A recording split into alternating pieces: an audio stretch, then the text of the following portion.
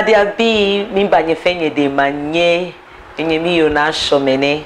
ni mene ye glamo sen ni wo kembanye shian ni glamo sen no obo mode wo blasen wo machine ni wo ke wolumoy meni waga dangbe ni eye hin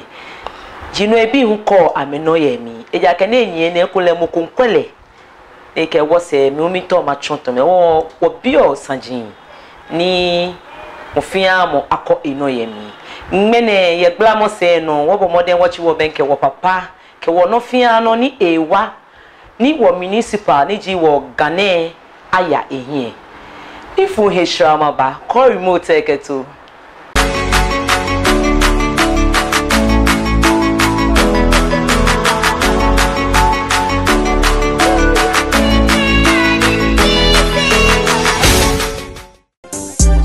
Jai enye bema ni di okotie besi se de da ye ka no ye se oketebo ena oketeko omu se di na so omu nse honam ensa ba ko a monsan nyina ade atom eni pokeke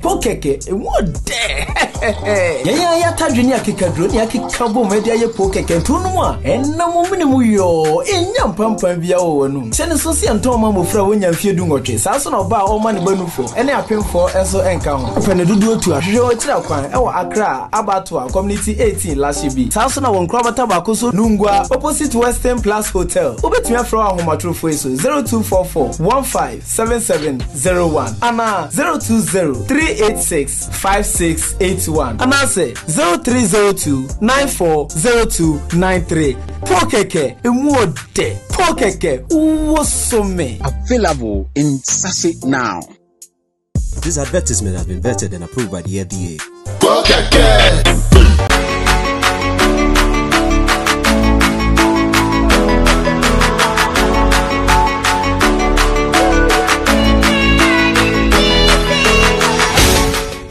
Yo, Abladia B for a shoshi imba. Ni mene washita mone. Obo mode wana wa papa ke wono fiano. Ye bien wo kele bag basani. Shimeni ame shimi koni ame moimi. Ni ji blofo back sponsors. G Liberty Industries Ventures. Kake Liberty Industry Ventures none ame fio ji pokeke ke edukro munsio. Pokeke dane no fiano no fio eyemi.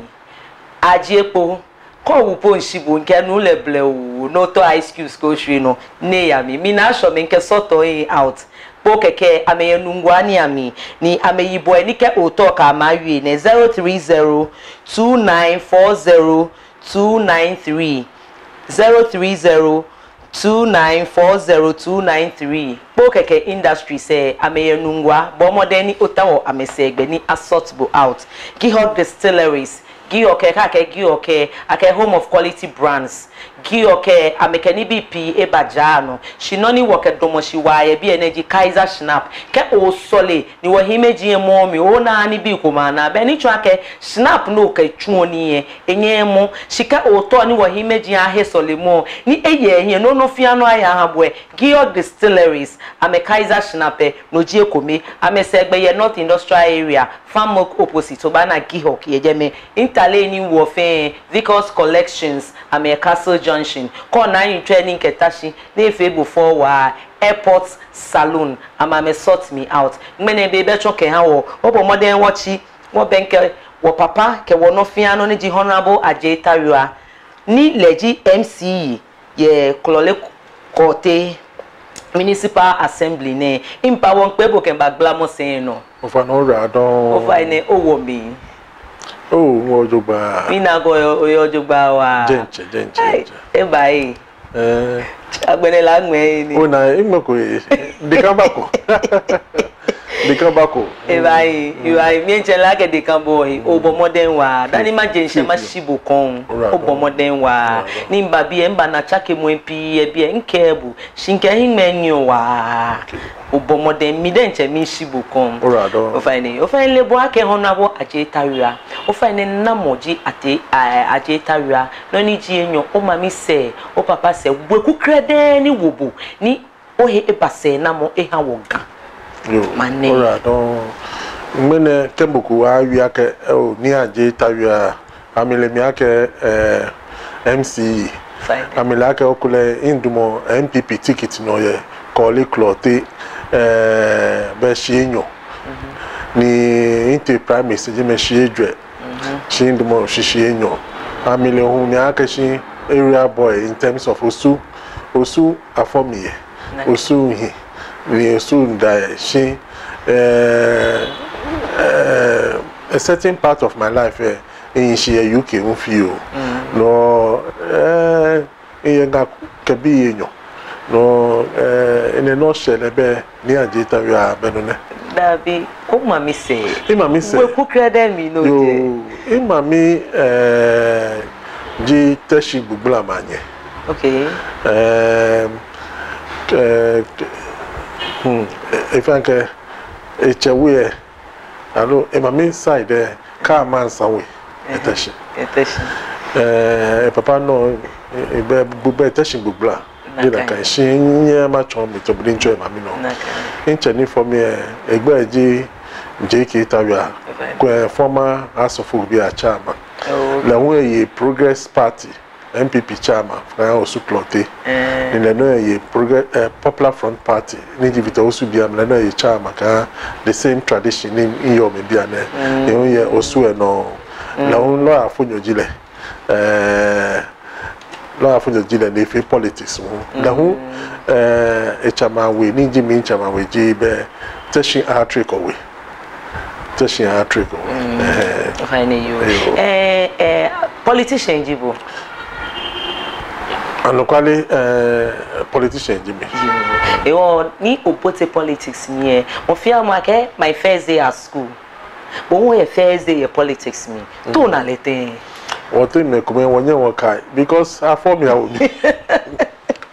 I form ya won bi ni me je election play active role pla wa jibe 79 okay Vitosu time na kata me la onu mo ye constituency chairman Progress Popular Front Party na kabia me ye osu clote ni na kabia me ele be ka wo post say ndabuni nya o pete na kai ausa ba ke Amanda na kai really be na kabia me in cash in yanta meeting me keni no ni jeme baby no waji o lo de form omla je mene ewo o ko nu pa ebu eni yeli je mene kra ora do mi o mi na kai ni ma bi wa ke shi o fe MP ke ha klole kote ni for just one term in actual fact me PU na kaneshi in MP so na kai 2008 ni into elections ni kema wa here in yellow na do kwa kufatu what for the first time together presidential candidate the parliamentary candidate she iya wini kunimini aba nyemi no paniji ni honorable ni amashite a news can about 2000 plus votes okay about 2500 or so votes no le by MP na kabia me no le by adumante honorable adumante say Drumo na party Jemeko in 2012 no ni na Egbenima represent MPP for the second time ni no hu honorable ni amashite no nkete le jimoni NDC jile shino wote kunimile afi no ko shi this time what imagine no kaba to about 1200 okay enia na 2016 banina wo okay ni wo mahia nyelo ni na adudan kwa kufado his excellency another opportunity ni ba serve or party because mo from kele no ba wo mi no kele ba na me so mo jiba na ka third opportunity ni ma ko no kayo yi she enye me ni di law Philippadisi keni no north nya mi ni wo ite o ba o from ka ba competition na me te me pi we me akashu at least me na two opportunities no am go ko me gba she ya no shishin je she no tumo ba fe tumo agbene woni e campaign no fio ka na shio woke wongwe obi ami alo wonjila wo front no na ise ekwe e balaka shi o magbla ise no ning blind say in throwing weight behind law of the parties akashi many years say ba me support the kind of primary say ni do mo na know what the primary say ni ayekuni no fit and if 4 times into primaries je no ko bibiu je no be fa je no ko bibiu ni ya na ma ye MP shimi da yo washi no fia no bi yo man bi ma fo he shao shika wo ba bi wo papa akashi ani olololo eta we ye MP lo mi fo he shao ma ba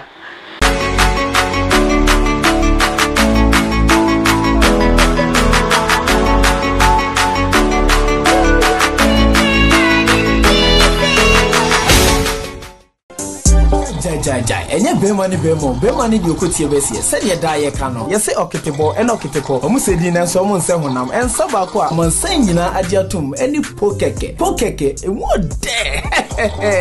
ya tadwini akekadro ni akekabo media ye pokeke tunu a enam mu yo enya mpampam bia wo wanu se ne so se enton ma mofra wonya mfie du ngotwe sa so no ba o ma ne banufo ene apemfo enso enka ho pe ne dudu otu ahwehwe o tira kwan e wo Accra Abattoir Community 18 last year Sasuna won krabata bakoso Nungwa opposite Western Plus Hotel. Obetumi afro ahomatro foiso 0244157701 ana 0203865681 ana say 0302940293 Pokeke emuode Pokeke uwosome Available in Sase now.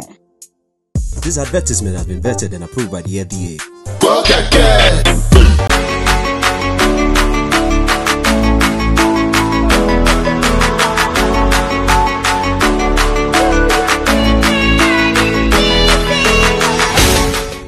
Yo ablade abi info ye shashi imba blamo se ni fe money ne no wo ken hanye ni mene mo wo minji Pokeke aka ya le blew no nu wo denche wo hia te ne kaka chofa ka ni bi na kefi ene ko here se na mo ko keye man wo denche wo na hise ye bi ene Georg Distilleries no wo manemi no ameke Kaiser Snap eba agbena wo ye Pokeke amefe ame sanitizer ye bi ene no hu bo modeni otawo ni okefa corona ashishi na kan wo ye duko mu nsi ohun ye bi ene no Pokeke no mfe bo modeni otawo amesegbe ni okama ni wo ba ya ihanye nunye wo shisha keke wo ba bi wo papa ake ejegbe ebo he modern ake MP no shima bi ake shi ani MP ko na oba so ye kun Ora don ejinu ko ni me pe bi o ni me pe to na le ke ka nko mi mu ele kwa dabi very simple interest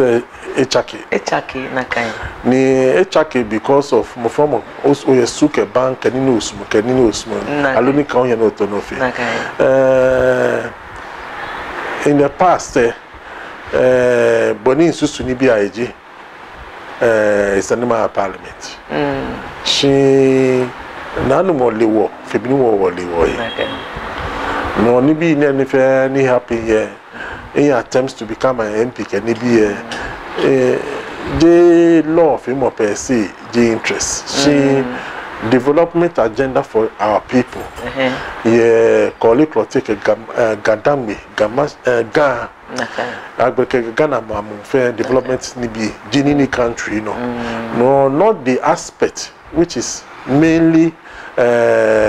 ni parliament yo ni mlawo kefimo she wo Ghana man me echon loko ni wo call to parliamentarians say number move development in their areas ni chumo na ni dromo na to be nke na no lewo febini wo lewo ni ekechon o ma hi enyelo de ni GMC ni chumo na ka ha me it is more my type of tea na feel allo other positions need have to do with more like Libit Monakai no shida kan ba yo wa shike wi obo bulletwe akan bulletwe before at the general election in 2016 ni me woni eye no kokopa allo no ko ni ba suit me better in mind like no kan komie make no in le ho ka shi ni bi ye na sure na ka shi oh bojumu no pe wo yo do mo na awo at least neke wo apart from that me mo le kwa interest Benjamin do insumo sa ne ye nokuhi eja ka shi mukoye ke ayadomoshi na wini lepe ebase shi olololo okay mo fia money baba ma halen support na kan yo na kan jibe na feel party na kan jibe ne sane bale she ko menu a me heshishin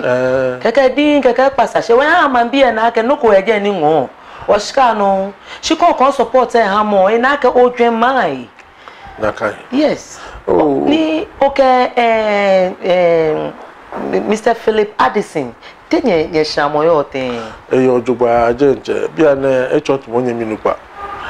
in fact Laura Philip Addison in Keleti school she enye here enye mi meje inmates no ya je gbanle lo jugba wa school ya bia mi ni coach Obianka Mokweda no he's a very good human being God so na le Ochobe he's a very nice man, good human being ni engona akashi true ne kani bi ne we came together and in Solemoji no find the tree no animal abomo de efiale Mr. Philip Addison o find be matobo ebie eja kashi Sani ni nu engon na wa oh yes he's a very good human being. He's a very good man she first no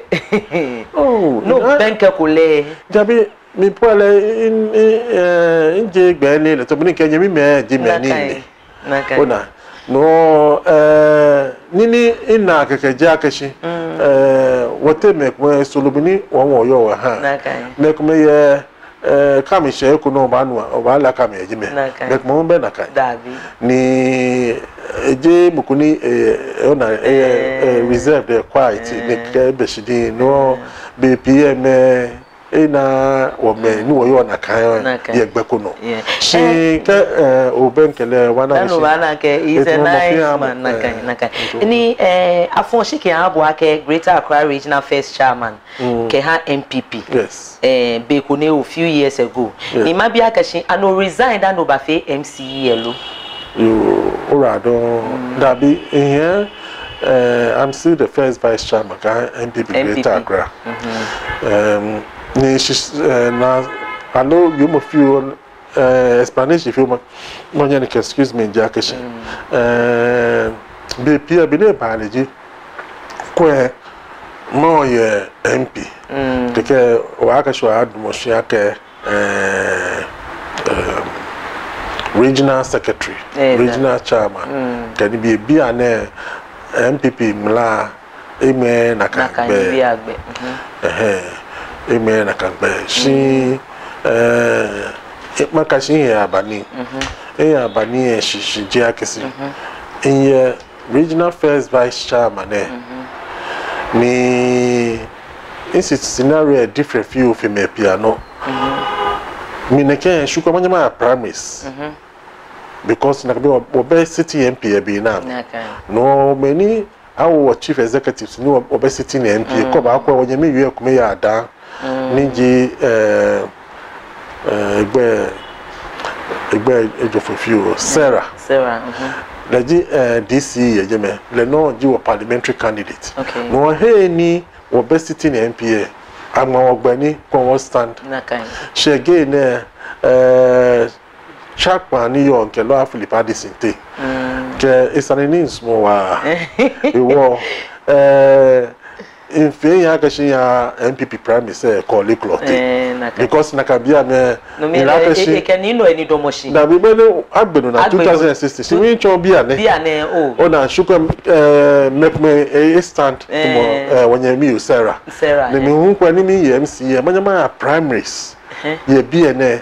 to become actually no ba family ni ba fi candidate who do no wanya mi really chon le candidate kan MPP ada is okay ada le no GMC DC for Ada East no kwa mlama mi gbe MPP minimum stand ye BNA for primaries she again na kata me njomo me Laura Philip Addison is still available to us labor stand no ke labor stand ben ya primaries she said pe mi kwara ne bala ka shu e ba ya akropon na ka bia me Asheshon interest un ye MP ile mi ya no ya dumo shi ni mi to makaji no ina opportunity ko ni mekoko me nako anje mi ye MCM omo kwe na ya regional election kwe me ba ka shinka stand ya shi bebe shine mi ye omo then appoint me. We were consensus feel they build at the regional level. Gadam may be a gentle way far. Why far cry? No, okay. Mefe Nagashi. I mean, you mean where Nijimie. Me, local film contribute kind of party at that level. Consensus says, in Yanon Inchuna Kanichumo, in addition to Nini Fio. No mean that regional chairman, Honorable Divine, or two I go home. The regional executives, the constituency says, ni Nakashishi no more, allow explanation here. I mean, Mommy Nakani, working tune. Ni Biane Uboji first regional Greater Accra regional first chairman. Ni Ohienu Oye MCE te o buy no enyo fe o ha ten yo anyway politics Biane is 24/7 for me. KJ regional first vice chairman Jimmy ni bi training fi Biane fe my no mafe politics courtship politics oh no fi anon politics na kan ni bi fe echo ha metumo wo ebe easy she tomlocho esani wagada me bi wakawayawo ni na fe mo mi ko ni me ho tomekuma na ya sho me ho masma ma fe no ngo na akashi amiya emi she ni ma ya no ni myself nuchumo le ewa she be pie ogbula me pitohi na me wa abu na achu it's very important inje money okay on one hand there is money no fear no manu shishi ojubani keme ngwa menyeche ni mafi ni ngba hi shi hu ina ni aga shi call it delegate more ni lebina ka me chuo ni no ke bulu ha me no ke chuo ni be de no ba aja no me ba wabo okule aka hi bini me lebo bini rewo kako gbe nfi nu ko eba ye bua keke me no nye kina me kene chune kene chumo ya no no na kani yo no wo kemeni inwa mi wo menye mi nfishi eje no ko ne kashi mi denche fe ochi eteke ochi edwene da na nye bia mi na ke e kashi o ko member na bo she kashi e kashi te campaign ya leten so far so good in akashi as a party what you need as a government what you need no in doubt kra akashi kuni milimba MPP Bafan this election she to bring chonya ni ke election yeli mo ni bi feel ba nya ni o fe ni ko o man o here mi ojugba e ba nya chaka ni bi here a day in politics is a very very long time ko ma here yen lo je mukuni wo here lo ni buleye hikeni ni bi ko ba nya happy ni ba nya 10 year fair upside down so ye moku save pair of hands ona ni ehia ni eme no we mokayeli akashi ba hia mi na kano okwa atwe election eme ka oka no parliamentary candidate second me ka igbula mefe unkeya e wo be bia na ma kola akashi o wa moni ndomoshi osue ni di honorable prince apia de ofa ne odomoshi ya kanyi se na no ya work nyumo jibo keje shishinje ka shina gbe what the boy what she what the work na kona what the work ko na kinda Benin started in 2008 of a big rally ko coming to the end of the campaign here Accra Academy na kai la hu onye ka jo su ka Accra Academy ka je shishinji ka shi na gbe nu mo ne no this is FM na kwakwa oh I was prepared for it ni abahu wa no ejimi shesta de ka ha wo as MPPB yo mambi obo ba gbe na iwo ba bomode wo ko papa se iwe mo ne yo ke hawo ake gadangbe bi impa gadangbe nyojibo ake brighten the corner where you are he no je ani no kwete no ye je ni ka domoshe aw honorable ajetawia lene mini ete no ye je me ekole school alo noko ete no ye okuchomi ni je be call cloth be discuss na kan oh ni bi piete no assembly say ko me ni shikon pi ejeme na agbene amebe gbejigbe to bonu wo yo ne amebe pavement no can be ni shikani amran la government ke ha district say ba no to no gbagbe keke no o gbagbe ko wo grader ke ni bi e na me use ke ni bi e no mo fe ma ya you that say akesho o gbagbe keje okula osu kinkanwe kete osu ashinte neke sane ne wo gbeku na mama bibo sane ku yen shi mi to no kwen camera mi ami me no chi ma ba bie common camera mi o ha mi ni ogboji no ebi ni mba me ni ntan abote politics mi ake politics ani jamo be manson alo mi ne ja ke ni bo we moto ni inu na kan yo he e wo yi no ebi ni mba nye no ne yo mapa fai bepi je yi no bi e pe ni ba shi what you know ko ye ko le clothing ni ina akashi yi je mu alo ni ne se na yue ye he ko ni encourage me afi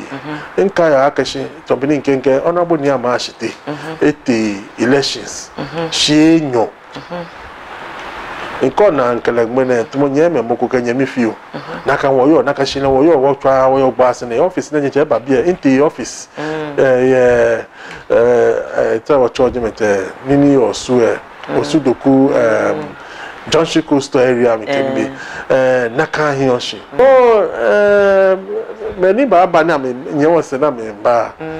politics je be ni jomo chemo o fe mo che jomo nu ma chon keke ma bi e ba na show o kule mo fi ye fe jomo he mo shi be aminu oyo ne we are better off with machine no je no mo ke be alo mo ko je ma ili ke blomo shi jomo ke na kai abu abe ewo mi hu kweko ye mi ke obo papa atuwe ona ke eye heshiba e ke politics ele ko ye mi e ka be abe oyo we mo mu mi we no shika gbe na no acha ya no ni ye wonye ba keke nye nchu yo man bi ene wo ke woni fe mo ni e ba wa ye glamo sen no ni wo papa we mo egbekuna e wo kele baba ekun ye ochi ni wo ba botemi ne nyenye mi yo na shomene o ba won shida pele won o papa ke wono fiano honorable Ajetariwa ni leji MC ni ekan klole kote na ye bi ene me no chi hu efe be ye ko ke opleje mba nye keshi akwa mojo